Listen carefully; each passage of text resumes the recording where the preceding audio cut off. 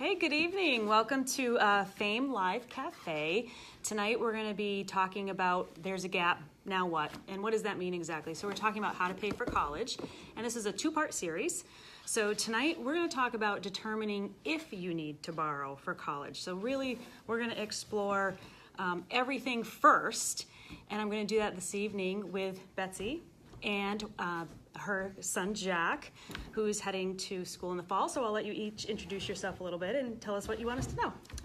My name is Betsy, and this is my oldest son Jack, and he's getting ready to go to his first year of college, and we're just, anticipating the college bills and how we might pay for them. Tell us where you're going, Jack. I am going to the University of Maine at Presque-Isle, and we're just looking how to pay for it. Yeah, so is this a conversation you guys have regularly? Yes. We do chat about it, yes. Okay. So it's really important, and you're not alone, right? There's a lot of people right now are trying to figure this out, right? So you've gone through the wonderful process of filling out the FAFSA, finding out what's coming from the financial aid office, but now you're thinking, okay, here's what we got for financial aid, or maybe not as much aid as we would have liked. Here's what the costs are, and now there's a gap in between, and how do we finance that gap? So that's what we really want to try to talk about tonight. So one thing that I always start with when we talk with families about how to fill the gap between what they are going to be receiving in financial aid versus the actual costs are to start really thinking about what their options are before borrowing, right? So borrowing is not necessarily a bad thing, but anytime that you can borrow as little as possible, that's the way to go. So I usually say to families, well, it's time to talk about, have you got any savings that you've put up for college? So what about that? Have you guys talked about that? Have you explored? We didn't quite start as early as we probably should have. You're not alone. Yes, we do have, a small 529. He has some savings, some savings bonds and stuff that he's done, gifts when he was born, but still. Good, but that's perfect actually. So I think the biggest thing to remember is some people use the term piecemeal approach. I like the term puzzle. It's like putting a puzzle together where you're taking from every little bit that you've got. And so savings is a great place, especially if you have dedicated college savings like you're talking about right now. How about applying for scholarships? I have applied for a few. You did. Okay, great. So you'll be hearing about those soon, hopefully? Yep. Tomorrow. Great. Oh, great. So what is that, senior night? Scholarship night. Scholarship night. Okay, so perfect. So savings, scholarships. One thing I'll say about scholarships, and I just think this is really good for anyone to realize, I think people often think that scholarships are just reserved for high school seniors, but you should be thinking about applying for scholarships every single year that you're in college. So don't assume just because I don't have a guidance counselor to go to anymore, there's nothing that I could qualify for. And so one thing that I would say in particular is we send people to our FAME website, so famemaine.com, to learn about scholarship searches they can do for free, right? So you don't want to ever pay anyone for a scholarship search. So you always want to try to exhaust all those free options first, especially when it comes to figuring out how to fill that gap. So the other thing too, and so this will probably, hit close to home depending what you're doing this summer, but really it's time too for the student to think about what he can do, in your case, for your own earnings. So do you have a summer job? I do. You do, okay. Full-time summer job. Full-time summer, which is actually great. Yes, it is. It is, right? I can tell you from my own experience, my son had full-time hours last year. This year he's got a little less than full-time hours, but he's grabbing as many shifts as he can get where he is. So that's really, really helpful. So don't think that your own earnings can't be part of helping to fill that gap. So that's a really important thing too. They will be part of filling that gap. What's that plan that you have for your earnings? Have you talked about it? A little bit. Yeah. So you probably think that you're gonna use it this summer to have a good time at the end of the year. No, he's realistic. He realizes that a good portion of it's going to go towards some of his costs associated with college next year, and his pocket money and book money and fund money, but some tuition money too. So.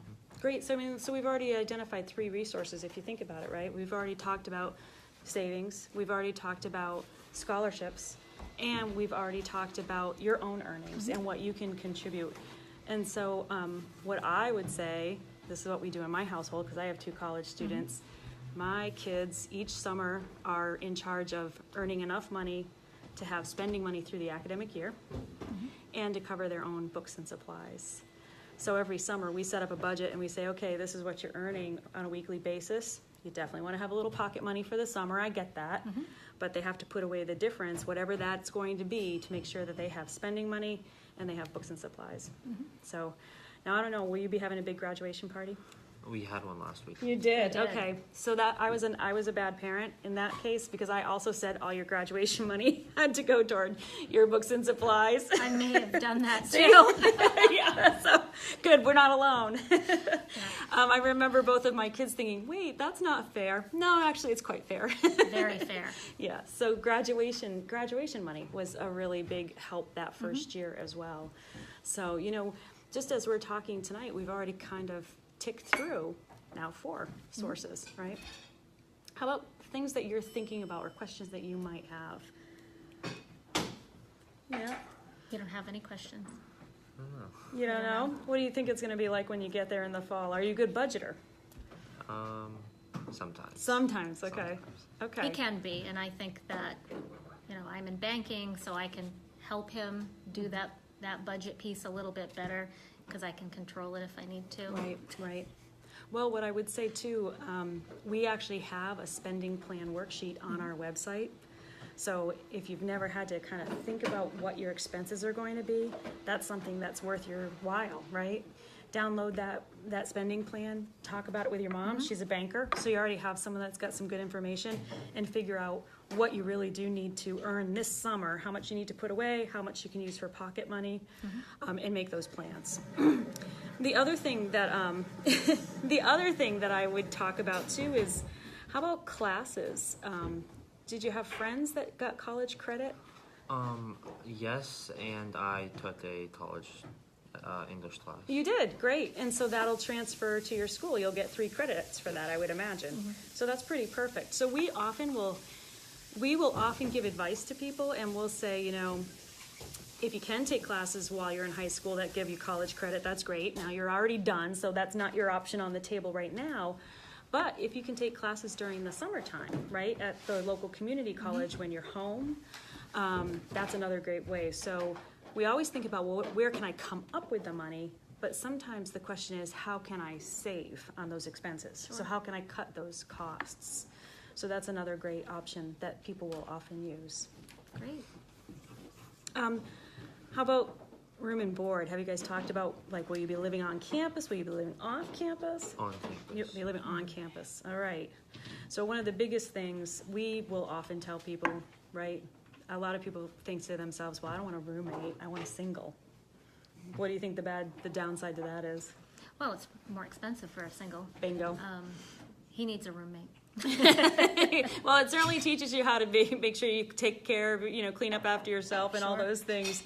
But it does help with cost.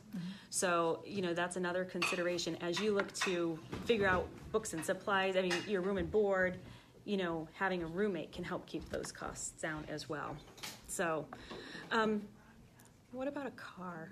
Have you ever talked about having a car on campus?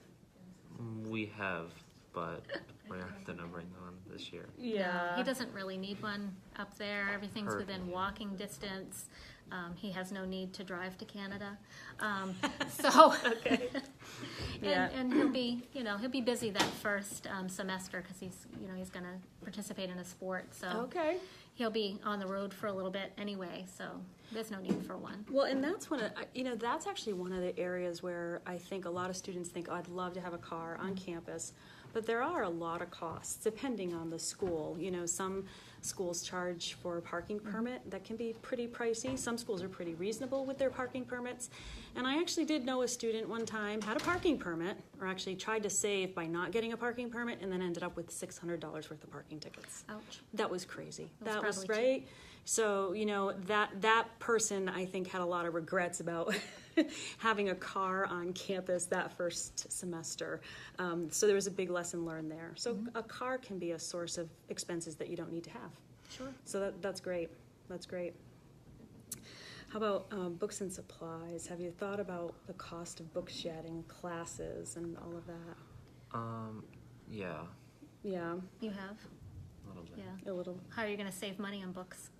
Looking into used books instead of other ones, Yeah. brand new ones. You know, another option too that a lot of students will do is they'll rent books. Mm-hmm. So that's kind of an interesting option if it's going to be less expensive. And depending on your major, you know, for instance, science books can be really expensive. pricey. But if you're a humanities major, they might not be so bad. One thing about science books, I'll put a plug in for science books. Usually it's a 2-semester course, right? So even though it can feel pretty pricey, you do usually get 2 semesters out of it. I almost had heart failure when I looked at the price of the anatomy and physiology book that my son had to purchase. But then he had a friend who had taken it the year before and just gave him the book. Oh, wow. So, you know, there are ways to save, and sometimes you don't even realize, you know, when something falls into your lap, that's like a gift. And so that's a big one too, is how can you find ways to save on books and supplies? Mm-hmm. So, yeah, good. It sounds like, when do you go to orientation? It's like the week of the 25th That's of right. August. Yeah, he has to go up early for soccer. okay. So, yeah. And so then as soon as you get your classes, then you'll know right away what you need for your books and supplies. Mm-hmm. And you can start investigating used books, renting option, whatever that is. And if you're already going to be part of a soccer team, right, you might have some older teammates that have the books. So, Make you know, those friends. Yeah, make those friends. So definitely, for sure. Let's take a quick break and see if we have any questions. We've got a person helping us, so no questions yet? No. Okay, that's okay. So if you have questions, you can put them in now and we'll answer them live. Mm-hmm. But you can also ask questions after the fact and we'll actually respond on the Facebook page. So if we're talking about anything that you have questions about as you're watching us tonight, feel free to ask and we will respond to everybody. We promise that will not go unanswered. So we've talked about other options, but there are even more things to consider before you borrow, right? So I know I keep rehashing and going through, but we talked about savings, talked about scholarships, talked about keeping expenses down, whether it's books and supplies, room and board, taking summer courses, if there's some way to finish in 3 years, although I'm sure you're probably going to want 4 years of soccer, so that might not feel like an option. But the other thing too that we want to talk about is, you know, what you need to think about before you borrow. So hopefully, if you put together all those resources, if you have to borrow, you won't need to borrow much. So one thing that we tell people to do is to take a look at not only famemaine.com, that's our website, but we actually have another website devoted completely toward resources for borrowing called The Loan for Me. Mm-hmm. So theloanforme.com is really intended to be a place you can go for resources and information, because at the end of the day, we want to make sure that if you borrow, that you're an informed borrower. And you're really lucky because you have a mom who's a banker. You know, and that's actually really important, you know, because she'll know things that she can teach you about interest and, you know, paying back interest on a loan and how to get approved for a loan. And paying off early. Yeah, paying off early. Exactly. So I would say that when you think about what you need to do before you borrow, go to the Loan for Me and look at those resources. So that's really important as well. The other thing that we would always recommend to a family before they consider borrowing, and your school will probably tell you information about this, but payment plans. Mm-hmm. So are you familiar with that at all? We're just starting to investigate that piece. Great. Oftentimes the college or university, sometimes they'll use an outside service that does the payment plan. Sometimes the college or university will do their own payment plan. And so I think you heard me say earlier that it was like a puzzle and you're putting all those pieces together. A payment plan can be another piece. So for instance, you don't have to do everything on a payment plan. Right. You know, you could do some on a payment plan and some with borrowing if you think you have to. So payment plans there usually is an enrollment fee. So you pay like $50 to be enrolled in a 10-month payment plan. And you can choose what you want to finance on that payment plan. So it might be, I'll just pick a number. It might be that you guys say, you know what, $300 a month over 10 months, we can do that. That's $3,000. That's good. It's a way to make sure that it's less that you borrow. Right. So payment plans, I definitely recommend exploring them. And even if it's $100 a month, that's great too. you know, so. Everything helps. Everything helps. Every little bit helps, and every bit that you don't borrow is interest you don't have to pay back. So that's a good thing too. We got background noises. It's all good though. Oh, it looks like we do have a question, so I'm going to just take a quick break and do that.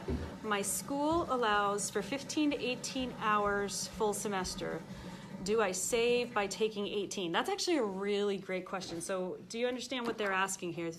The person's basically saying, if I load up on credit hours, that means maybe I'll finish a little sooner. Sure. Or I'll make sure that I don't have to do any extra time, right? Because at the end of the day, you want to make sure if you can finish sooner than 4 years, great. But you definitely don't want to go over 4 if you don't have to. Right. So what I would say to the person asking this question is, if you think academically you can handle 18 credit hours, go for it, right? I think what's important is you have to know who you are as a student and whether or not that course load is too heavy. Because, yeah. Maybe you don't want to do that as a freshman. That's actually, and that's perfect. That's actually really perfect advice. You might not want to do that as a freshman. Figure out the lay of the land your fall semester, and then decide what you want to do from there. So, and my son was also a soccer player, and I did that with him as well. I said, you know, maybe this first semester, let's go a little lighter on the course load, just till you get your feet under Sure. you, especially since he started not only as a freshman like you will, Jack, but also with a team sport. So he did have a lot of time commitments, but it worked out well for him. So we got another question. My son, let's see, my son is a senior in the fall. When do I do the FAFSA? Well, actually, so that's actually a great question. So Jack and Betsy, you're kind of at the end of this process, if you will, and you're going to be starting college in the fall. So for the person who's going to be a senior in the fall, you'd actually fill out your FAFSA anytime after October 1st. So the FAFSA this fall is for the, I'm going to get it backwards, no, it's for the 1920 academic year. And so this person asking the question, you'll file your FAFSA after October 1. But to tell you the truth, Jack, you're not off the hook either, right? Because you're going to file your FAFSA as a returning student. Yeah, every single year. So for the students who are at college, they probably will still end up doing their FAFSA when they come home for break. Maybe do it at Thanksgiving, you know, or you can do it on the phone together after October 1st. Sure. But definitely October 1st, you can fill out the FAFSA for your sophomore year. Okay, great. So we talked about payment plans. We've got a couple good questions that came through. That's really good. So I want to make sure that I don't miss anything on my checklist, right? So we talked also, after you do your year's plan and you think, okay, here are my expenses for the year, and here's how much I'm going to put out of savings, how much Jack's going to contribute out of his earnings. Maybe it's just books and supplies and spending money, so maybe that doesn't factor into what gets mailed to the university. But then you want to say and think to yourself, okay, if I need to borrow, how do I make sure I borrow the least amount possible, right? So we think that's a really important thing to remember. The other thing, too, when students decide if they're going to borrow, we always tell them to use federal loans first for the student loans. Right. So a lot of students, when they file the FAFSA, they get a notice of whether or not they qualified for a direct loan. And so as a freshman, you can borrow up to $5,500 in a direct loan, depending on the person's circumstances. Some of that could be subsidized, which means the government pays the interest while you're in school. For some students, they don't qualify for that subsidy, but you can still borrow that $5,500. So when it comes to student loans, again, if you don't need to borrow student loans even, that's great. If you do, that's not bad. It's an investment in your education, and you just want to make sure that you go into it eyes wide open. Sure. The other thing, too, that I often recommend is I recommend going to a salary debt calculator, and we actually have one of those on our website. And the salary debt calculator allows you to put in what you think you're going to make. So if you have an idea of what you want to do when you graduate, you can, look up the salary for that type of position, put it in, and then our salary debt calculator will say your student loans should not be higher than this amount. So it basically says that salary can support this amount of student loans. And you can do the reverse. You can put in what you think your loans are going to be after 4 years. And then it'll say, okay, if your loans are going to be $30,000, then you need X salary to support that. So that's another really good thing for people to do before they start borrowing. So they kind of have a 4-year plan. If you're going to community college, you might only need a 2-year plan, but you're going to be at a 4-year school. So you want to kind of think of the whole thing in 4 years. All right. The other thing too about student loans, they do increase as far as the amount that you can borrow as a sophomore. Yeah, you saw that. I did. Okay. Have you seen the interest rates for student loans this year? No. So they're set by the federal government, and they did sneak up a little bit. Nothing to panic about. You're probably not surprised as a banker because rates are starting to creep up a little bit. So an undergraduate loan is going to be 5.05% interest for this upcoming year. So, not terrible. Not horrific. No, not horrific at all. So It's mortgage pricing. yeah, it is. It is actually. That's a really great way to say it. So, but yeah, keep in mind. So exhaust your federal student loans first before looking to other types of borrowing. Right. That's typically what we always recommend. So, how about questions? Do you have questions about student loans or anything like that? No? Okay. Let me see. We do have questions here, so let's see. And first question, what do repayment options look like? So I think this person is asking when they graduate, right? What does it look like to pay back a student loan? So a federal student loan, you have something called a 6-month grace period after you graduate. So you basically get 6 months to kind of get on your feet, find a job before your first payments are due. And depending on how much student loan debt you do have different repayment options. So you can do something called a standard repayment, which is just a flat monthly payment that gets paid off in 10 years. Or you can do a graduated repayment, which means that you have a smaller payment in the beginning, maybe when your salary is not as high as it would be after you have experience. So your payment would increase. It would step up after a few years. And just, you'd have a higher payment on the back end, but then hopefully you have a higher salary that can support that higher payment. So there are definitely a lot of repayment options in the federal student loan program. So that's a great question. Another question, are there scholarships for mid-year sophomore, junior? So we talked about that a little bit, which is don't think that scholarships are just for high school seniors. So every year, any year that you're in school, I would continue to do scholarship searches. I'd look for free ones, so go to famemaine.com, so for the person asking this. But yes, there are scholarships that are available, and it could even be that your college or university has scholarships that are separate from financial aid. Right. So that's worth finding out too. They could have scholarships, for kids from Mid-Coast who are going up to UMPI. You never know, right? You might fit some criteria they happen to have. So that's a great question too. Let's see, we got another question here. How do students borrow if they don't have a cosigner? Well, we're going to get into a lot of these details next week, but I'll give you a preview. So it's hard for students who are a traditional age student to borrow, and as a banker, because you haven't had enough time to build credit history. Right. With the federal student loans, you don't have to worry. The loans are set up for people that don't have a credit history. They're backed by the federal government, and you don't need to have a cosigner. But you'll notice, we talked about those loan limits. It's more limited what you can borrow, right? So you're not borrowing a lot. If a student does need to start looking at private student loans, they're probably going to need a cosigner. And we'll talk about that in more detail next week when we say, okay, you've determined if you need to borrow. Now, what does that look like? I think I have one more question here.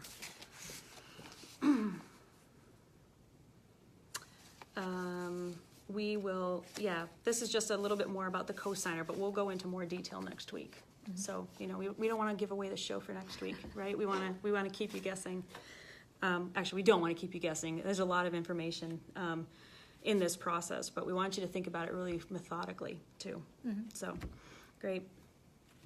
All right, so we've talked a little bit more about what to do before you borrow. We talked about payment plans, talked about making sure you exhaust federal student loans first. So let's think about this. If you're still needing to borrow, what are your options? And so we'll talk a little bit. This will be a little bit of our teaser for next week, if you will.